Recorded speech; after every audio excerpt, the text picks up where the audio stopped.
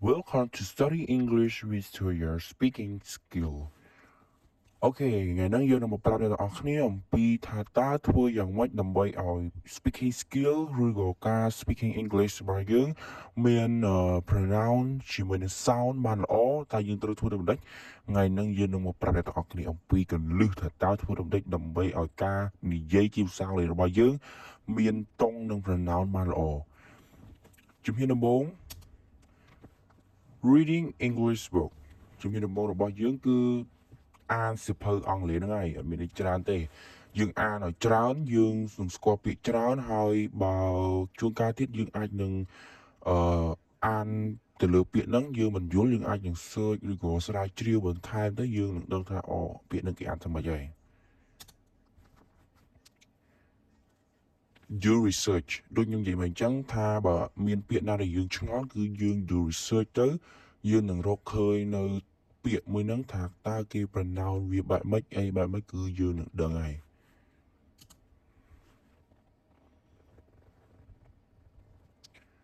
បន្ទាប់ find the who that can take you ត្រង់ចំណុចហ្នឹងគឺខ្ញុំមិនបានឲ្យអ្នកទាំងអស់គ្នាទៅរកគ្រូបង្រៀនក្រៅម៉ោងមកបង្រៀនអ្នកទាំងអស់គ្នានោះទេតែជាស្ដែងណាគឺខ្ញុំចង់ឲ្យអ្នកទាំងអស់គ្នាឬក៏អ្នកដែលកំពុងមើលវីដេអូនេះដែលចង់ចេះនៅ speaking skill ណាបាទគាត់ធ្វើមិនទៅចេះអញ្ចឹងខ្ញុំនឹងមាន suggestion គាត់មួយគឺ find the who that can teach you គឺមិនមែនឲ្យរកគ្រូមកបង្រៀនគាត់ដោយខាតលុយខាតអីវែងឆ្ងាយនោះទេគ្រាន់តែរកអ្នកណាគេម្នាក់ដែលបើសិនជាអ្នកចិត្តខាងគាត់ចេះភាសាអង់គ្លេសក៏អាចឲ្យគាត់ជួយបង្រៀនឬក៏បងប្រុសបងស្រីគាត់ចេះភាសាអង់គ្លេសអាចនឹងឲ្យគាត់ជួយបង្រៀនយើងបានផងដែរនេះក៏ជាជំហានមួយដែរដែលអាចឲ្យអ្នកទាំងអស់គ្នាចេះពី speaking skill ពេលខ្លះទៀតការនិយាយរបស់គាត់គឺ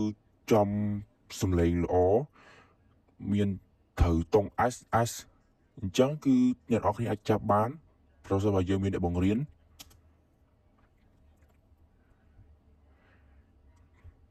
speaking English to each other បើសិនជាអ្នកផ្ទះឬក៏បងប្រុសបងស្រីយើងចេះភាសាអង់គ្លេសយើងអាចនឹងនិយាយភាសាអង់គ្លេសទៅកាន់គាត់ឬក៏ practice ខ្លួនឯងអញ្ចឹងណាយើងដើររកណាគេក៏បានដែរមិត្តភ័ក្តិយើងនៅសាលាដែលគាត់រៀនអង់គ្លេសជាមួយយើងហ្នឹងយើងអាចនឹងរកដៃគូដែលជាគាត់ឬក៏ជាមិត្តភ័ក្តិហ្នឹងមកធ្វើការនិយាយភាសាអង់គ្លេសជាមួយយើងដើម្បីជាការ practice មួយដែរ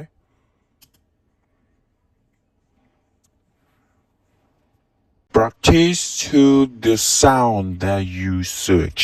កន្លែងហ្នឹងមិនមែនផ្ដោតទៅលើ listening skill ទេតែយើងចង់ឲ្យអ្នកនរគ្នា practice listen ទៅលើ the sound ដែលអ្នកនរគ្នាបាន search ហ្នឹងមានថាអ្នកនរគ្នា practice ដោយការស្ដាប់បាទទៅលើ sound ហ្នឹងម្ដងហើយម្ដងទៀតដើម្បីឲ្យ speaking skill របស់យើងនឹងកាន់តែខ្លាំងហើយកាន់តែមានប្រសិទ្ធភាពនៅពេលណាដែលយើងស្ដាប់ទៅលើ listening ហ្នឹងហើយអ្នកនរគ្នាWatch to the interview video that it is in English ត្រង់ចំណុចហ្នឹងគឺចង់មានន័យថាឲ្យអ្នកទាំងអស់គ្នាធ្វើការមើលទៅលើវីដេអូសម្ភាសន៍មួយណាក៏បានដែរឲ្យតែជាប្រភេទវីដេអូនិយាយជាភាសាអង់គ្លេសមិនមែនតែទៅលើវីដេអូសម្ភាសន៍ទេអ្នកនរគ្នាអាចស្ដាប់ទៅលើវីដេអូដែលតារាល្បីជាភាសាអង់គ្លេសគាត់បាននិយាយមានន័យថាតារាល្បីដែលគាត់ជាបរទេសហើយគាត់និយាយភាសាអង់គ្លេសហ្នឹងឲ្យតែអញ្ចឹងអ្នកនរគ្នាចូលស្ដាប់ទៅស្ដាប់ម្ដងហើយម្ដងទៀតអ្នកនរគ្នានឹងទទួលបាននូវ sound ដែលល្អមួយហើយអ្នកនរគ្នាក៏អាចមើលវីដេអូឲ្យផ្សេងទៀតក៏បានដែរឲ្យតែវាជាភាសាបរទេស Try to remember the word កន្លែងហ្នឹងគឺចង់ឲ្យអ្នកនរគ្នា remember មានន័យថាចងចាំ